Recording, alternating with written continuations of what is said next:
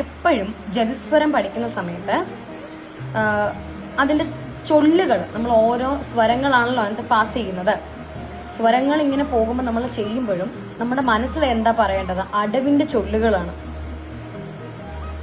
പാട്ട് നമ്മൾ ഫോളോ ചെയ്യേ വേണ്ടെന്നല്ല, അടവിന്റെ ചൊല്ല് നമ്മൾ അടവ് ചെയ്യുമ്പം കറക്റ്റ് മനസ്സിൽ പറയണം. ഒരു കാരണവശാലും മൈം പോലെ ആവരുത്. കൃതികയുടെ പല അടവുകളും മിസ്സാവാനുള്ള റീസൺ എന്താണ്?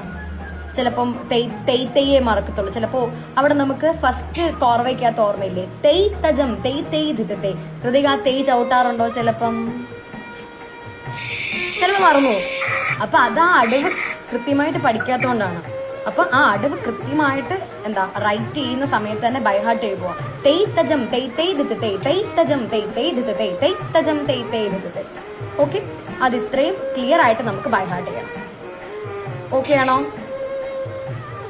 ക്ലിയർ ആണോ? എന്തെങ്കിലും ഡൗട്ട്സ് ഉണ്ടോ? എഴുതിക്കോ.